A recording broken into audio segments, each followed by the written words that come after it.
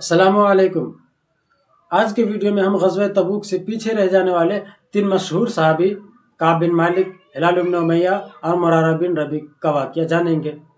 Video की पहली किस्त रिलीज़ हो चुकी है और ये दूसरी किस्त है। बात यहाँ तक पहुँची थी कि हज़रत काब बिन मालिक जब रसूलुल्लाह सल्लल्लाहु अलैहि वसल्लम में हाजिर होकर सच बोल देते हैं और जब वहाँ से वापस आते हैं तो काब बिन मालिक कहते हैं, अब मेरे साथी मुझसे कहने लगे, तुम्हें क्या ज़रूरत थी सच बोलने की?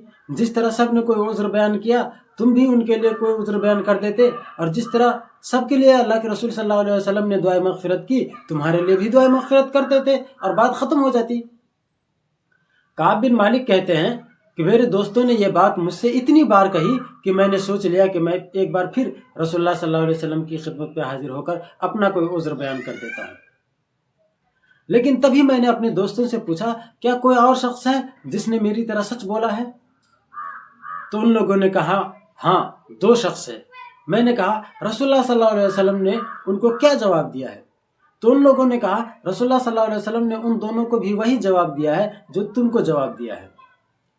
मैंने कहा, उन दोनों का नाम क्या है? तो उन लोगों ने कहा, हिलाल इब्न उमय्या और मुरारा बिन रबी। काब बिन मालिक कहते हैं, अब मैंने सोच लिया कि ये दोनों भी नेक शख्स है और जो हश्र उन लोगों का होगा वही हश्र मेरा भी होगा। ये सोचकर मैं खामोश हो गया। इसके बाद रसूलुल्लाह सल्लल्लाहु अलैहि वसल्लम ने सहाबा किराम को हम तीनों से बात करने से मना फरमा देते हैं और लोग मुझसे बात करना छोड़ देते हैं।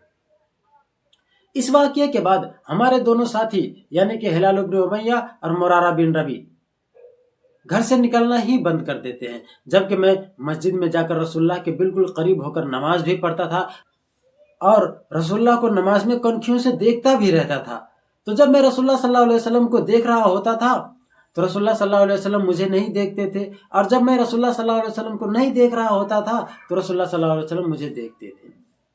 और जब मैं रसूलुल्लाह सल्लल्लाहु अलैहि वसल्लम को सलाम करता था तो मुझे मालूम नहीं कि मेरे सलाम के जवाब में रसूलुल्लाह का होंठ हिलता भी था या नहीं। काब बिन मालिक कहते हैं, इस दौरान मैं बहुत परेशान हो गया और इसी परेशानी के आलम में मैं अपने भाई अबू कतादा के पास गया। जाते ही मैंने अबू कतादा को सलाम किया। अबू कतादा ने कोई जवाब नहीं दिया। मैंने अबू कतादा से कहा, अबू कतादा, तुम जानते हो कि मैं अल्लाह और उसके रसूल से कितनी मोहब्बत करता हूँ। अबू कतादा ने कोई जवाब नहीं दिया। लेकिन जब मैंने ये बात तीसरी बार दोहराई तो अबू कतादा ने आसमान की तरफ उंगली करके सिर्फ इतना कहा कि अल्लाह और उसका रसूल बेहतर जानता है। अबू कतादा की बात से मैं इतना परेशान हुआ कि मैं रोने लगा। उसके बाद सुबह सुबह मैं जब बाजार जाता हूँ तो देखता हूँ कि एक नबती शख्स मेरे बारे में लोगों से पूछ रहा है। तो जब मैं उसके करीब गया तो लोगों ने मेरी तरफ इशारा कर दिया। वो नबती शख्स मेरे पास आया और बादशाह गस्सान का खत जो हरीर पर लिखा हुआ था मुझको दिया। मैंने पढ़ा तो उसमें लिखा हुआ था, तुम्हारे साहब ने तुम पर जुल्म किया है, मुनासिब है कि तुम मेरे पास चले आओ, हम तुम्हारे साथ अच्छा सलूक करेंगे। काब बिन मालिक कहते हैं कि भला मुझे एक मुशरिक की पनाह में जाने की क्या जरूरत है, ये भी मेरे लिए एक आजमाइश ही है। ये सोचकर मैंने उस खत को तन्नूर में डाल दिया। और इसी हालत में जब 40 रातें मुकम्मल हो गई तो एक शख्स मेरे पास आता है और कहता है कि रसूलुल्लाह सल्लल्लाहु अलैहि वसल्लम ने तुमसे कहा है कि तुम अपनी बीवी से अलग रहो। मैंने कहा, क्या मैं उन्हें तलाक दे दूं? तो उस शख्स ने कहा कि नहीं, तलाक मत दो, बस अलग रहो, और ये बात तुम अपने दोनों साथियों से भी बता दो। तो मैंने अपनी बीवी से कहा कि तुम अपने मैके चले जाओ यहाँ तक कि अल्लाह ताला हमारे तुम्हारे दरमियान फैसला फरमा दे। और हिलाल इब्न उमय्या की बीवी रसूलुल्लाह सल्लल्लाहु अलैहि वसल्लम की खिदमत में हाजिर होकर अर्ज करती है, अल्लाह के रसूल, हिलाल इब्न उमय्या बहुत बुरा शख्स है, उनकी खिदमत करने वाला कोई भी आदमी नहीं है। अगर आप इजाज़त दें तो मैं हिलाल इब्न उमय्या के पास रहकर उनकी खिदमत कर दिया करूं।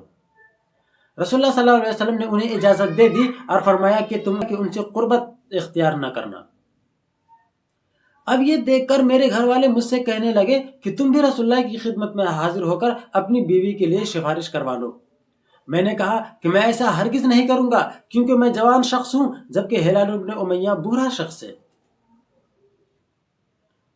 और इस तरह जब 50 रातें मुकम्मल हो गई तो 50वीं रात की सुबह को एक शख्स मुझको आवाज देकर कहता है कि काब, तुम्हें मुबारक हो, یہ سنتے ہی میں سمجھ گیا کہ اب میرے لیے کشادگی آ گئی ہے۔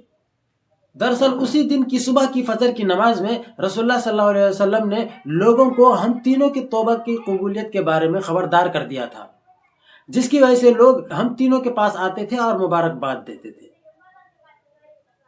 تو دوستو، یہ تھا واقعہ غزوہ تبوک سے پیچھے رہ جانے والے 3 مشہور صحابی کعب بن مالک، ہلال بن امیہ اور مرارہ بن ربی کی، جن کی سچائی کو قرآن نے ہمیشہ کے لیے بیان کر دیا، جبکہ منافقین جھوٹ بولنے کی وجہ سے ہلاک و برباد ہوئے۔ مزید اسلامی تاریخ سے واقفیت کے لیے ہمارے چینل اعلی رب اردو کو لائک، شیئر اور سبسکرائب ضرور کریں۔ فی امان اللہ۔